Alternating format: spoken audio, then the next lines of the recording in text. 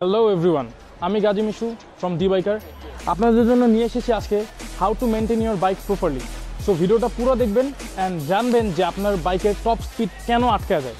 So আমি try করবো আমার বেস্ট দেওয়ার, যতটুকু আমি এক্সপিরিয়েন্স করেছি যে বাইকের মধ্যে কী কী মেনটেনেন্স অ্যাকচুয়ালি দরকার, from like tyre gel to engine oil to air filter to oil filter to clutch cable maintenance to injector plugs. So দেখি আমি কতটুকু কভার আপ করতে পারি। তো স্টে টিউন। বাইক মেনটেন্যান্সের কথা যখন আমরা বলি তখন one of the most important part হলো আমাদের রেডিয়েটার। যাদের রেডিয়েটার গার্ড অলরেডি বাইকের সাথে আসে তারা অনেক বেশি লাকি অ্যাকচুয়ালি আমার মতে। বিকজ আমি যখন বাইকটা কিনি আমার বাইকে কোনো রেডিয়েটার গার্ড ছিল না, অ্যান্ড সেটার কারণে আমরা যখন পানি দিয়ে বাইকটা ওয়াশ করে আমাদের লাইক যেটাকে বলে পানির যে ফোর্সফুলি, কিছু মানুষ হচ্ছে যারা জানে না, ওরা ফোর্স দিয়ে যখন এই ভিতরের জায়গাটা ক্লোজে আসো, এই ভিতরের জায়গাটা যখন ওরা পানি ফোর্সে মারে তখন হয় কি যে রেডিয়েটারের যে ফিনগুলো আছে ওগুলো হলো যা দেবে যায়। এটার কারণে হয় কি এয়ার ফ্লোগুলো ঠিক মতন হয় না। তো এই কারণে আপনার রেডিয়েটারের মধ্যে এয়ার না যাওয়ার কারণে বাইকটা কুল হতে পারে না ঠিক মতন, কুলেন্টের মধ্যে এয়ার যায়। তো এটা খুবই বিপজ্জনক একটা জিনিস। ফিউচারে আপনার বাইকের মধ্যে অনেক বেশি প্রবলেম হতে পারে এটার কারণে। তো মেক শিওর যে আপনার বাইকের মধ্যে একটা রেডিয়েটার গার্ড লাগানো আছে, অ্যান্ড রেডিয়েটার গার্ড লাগানোর পরও আপনার যখন বাইক ওয়াশ করবেন আপনার ওই কাস্টমার সার্ভিস বা লোককে বলবেন যে অনেক স্মুথলি পানিটা যাতে মারে আর একটু দূর থেকে মারে, যাতে রেডিয়েটারে কোনো ড্যামেজ না হয়। অ্যান্ড রেডিয়েটারের কথা যখন আমরা বলছি তো একটা ইম্পর্টেন্ট পার্ট হলো কুলেন্ট। আমার কাছে আপাতত সেই প্রোডাক্টটা নাই, বাট আপনি কুলেন্ট হাইব্রিড যেটা আছে আপনি 700 টাকা করে মনে একটা, ওটা রেডিয়েটার কুলেন্ট ইউজ করতে পারেন। Like as far I know যে 20,000 কিলো পর্যন্ত আপনি স্টক কুলেন্টটা চেঞ্জ করতে পারেন। কেউ আবার 10,000 চেঞ্জ করে, কেউ 5,000 চেঞ্জ করে।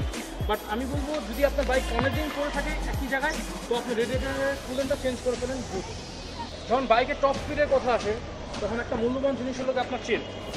তো আপনার চেন অলওয়েজ বেশি টাইট না, বেশি লুজ না, সবসময় একটা প্রপার টেনশনও থাকা উচিত। আর আপনার চেইনের জন্য যদি টেনশনও থাকেও কিছু জিনিস অনেক বেশি ম্যাটার করে, যেমন হলো গিয়া ক্লিনার।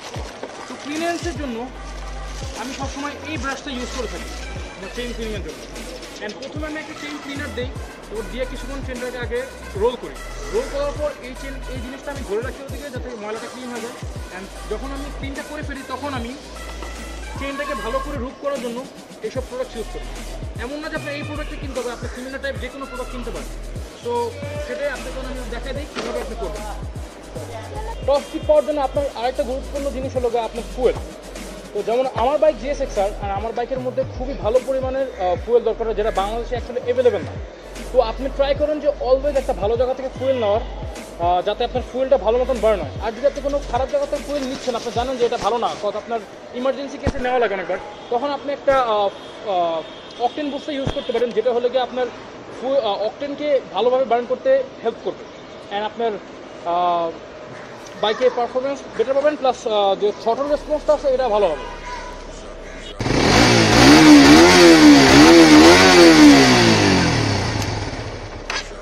বাইকে টপ উঠছে না, এটার মেইন কারণ হচ্ছে আপনার ফুয়েলে ময়লা যাওয়ার কারণে আপনার ফুয়েল ইঞ্জেক্টর, যদি আপনার গাড়ি EFI হয় তাহলে আপনার ফুয়েল ইঞ্জেক্টরে অলরেডি ময়লা জমে আসে।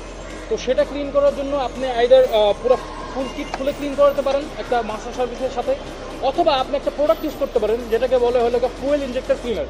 যে কোনো ব্র্যান্ডের ইউজ করতে পারেন, সেটা ইউজ করলে আপনার যে ফুয়েল ইঞ্জেক্টরের যে ময়লাটা আছে ওটা অ্যাটলিস্ট কিছুটা হলেও বেরোবে, আর আপনার থ্রটল রেসপন্স বাড়াবে, যেটা আপনার টপ স্পিড উঠাতে অনেক বেশি হেল্প করবে। টপ স্পিড উঠানোর ক্ষেত্রে আপনার আরেকটা মূল্যবান জিনিস হলো আপনার টায়ার প্রেশার। যদি আপনার টায়ার প্রেশার ঠিক থাকে আপনি কোনোদিনও টপ স্পিড উঠাতে পারবেন না। একটা বাইকের টায়ার প্রেশার কত হবে সেটা আপনার ম্যানুয়াল বুকে অলওয়েজ লাগে। সেকেন্ডলি আমরা সবসময় হাইওয়েতে ট্রাভেল করি, বাইরে ট্রাভেল করি, অ্যান্ড বাংলাদেশের রাস্তায় অনেক ছোটো ছোটো পাথর বা পিন হওয়ার কারণে মাঝে মাঝে টায়ার লিক হতে পারে। তো আপনি সবসময় একটা টায়ার জেল ইউজ করতে পারেন বাইকের দু চাকার জুতার জন্য। টায়ার জেলের দাম বেশি প্রাইস না, বাট আপনাকে এটা খুবই একটা টেম্পোরারি একটা সলিউশন দিতে পারবে কোনো না। তো ইউজ দ্য টায়ার জেল। জেলের সম্পর্কে যদি বললাম তো টায়ার জেলের একটা লেগে গ্রিন কালারের একটা আছে, আর একটা আছে হোয়াইট কালার। এই গ্রিন কালারটা আপনার ডাইরেক্টলি আপনার চাকা না খুলে আপনার টায়ার জেলের মধ্যে মানে টায়ারের মধ্যে টায়ার জেল করতে পারবেন, কোনো চাকা খোলা লাগবে না। এখানে একটা পাইপিং আছে সুন্দরভাবে, তো এটা ইউজ করতে পারবেন। আর এটার জন্য আপনার পুরো চাকা খুলতে হবে অ্যান্ড তারপর দেওয়া লাগবে। এটা অ্যাকচুয়ালি এটার থেকে এটা অ্যাকচুয়ালি বেটার, বাট এটার মধ্যে ঝামেলা বেশি।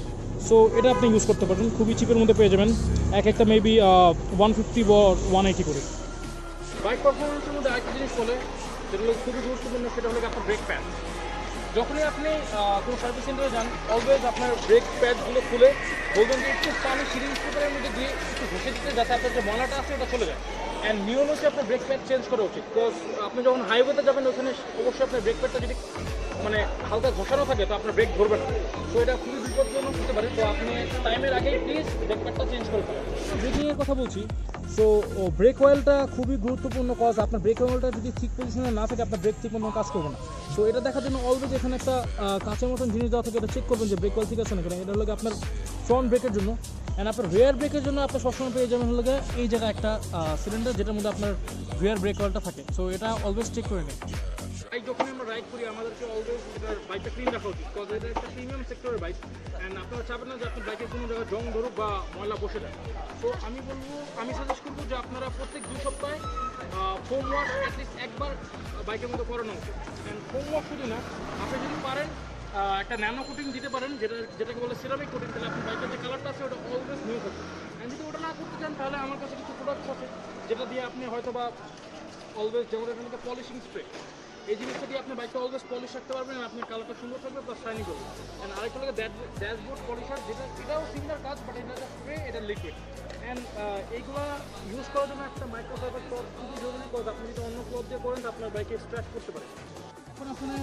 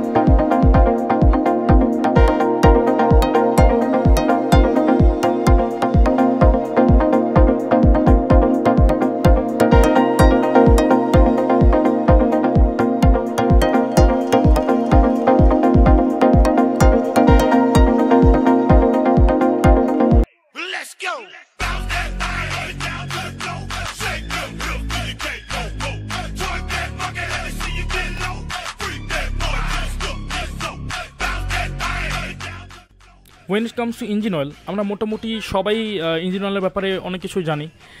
জাস্ট মেইনলি গ্রেডটা ঠিক রাখা উচিত, and on a proper time period আপনার ইঞ্জিন অয়েলটা চেঞ্জ করা উচিত। যখন আপনার বাইক নিউ তখন আপনার বাইকের অবশ্যই প্রয়োজন স্মুথ অ্যান্ড লং টার্ম রানের জন্য যে আপনি ইঞ্জিন অয়েলটা রেগুলার বেসিসে চেঞ্জ করেন। লাইক প্রথম ড্রেন 800, সেকেন্ড ড্রেন 1600, দেন এভাবে কন্টিনিউ। অ্যান্ড প্রথমে অবশ্যই একটা মিনারেল অয়েল ইউজ করবেন, দেন সেমি সিনথেটিক, দেন সিনথেটিক। যেমন আমার এতদিন মিনারেল চলেছে, এখন আমি সেমি সিনথেটিকে মুভ করেছি। তো সেমি সিনথেটিকটা ইউজ করার পর আমি আপনাদেরকে রিভিউ দিব যে এটা কেমন কাজে দিয়েছে। GSX এর একটা প্যারা জিনিস হলো আমাদের 1300 ml করে ইঞ্জিন অয়েল লাগে। এটার জন্য এক বোতল থেকে 1000 ml অ্যান্ড আরেকটা বোতল থেকে আমাদের 300 ml দেওয়া লাগে। সো বাকি 700 ml আমাদেরকে ক্যারি করে বোতল নিয়ে ঘুরতে হয়। এটা প্রথমে ভালো লাগে, বাট পরে অনেক বেশি বিরক্তকর লাগে।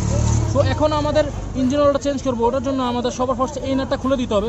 খুলে যে পিছনে যে ড্রেন নাট আছে ওটা খুলতে হবে। চলেন আমি আপনাকে দেখে আসি।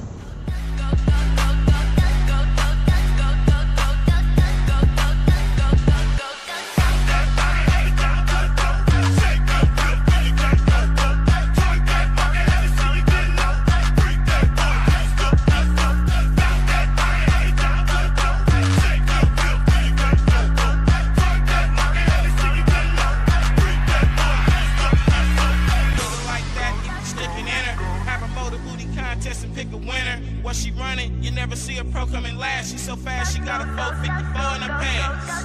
You never gonna win that race. Put on a seatbelt and don't let her sit on your face. She might kill you in the morning at 2:14, doing the P-pop like she from New York.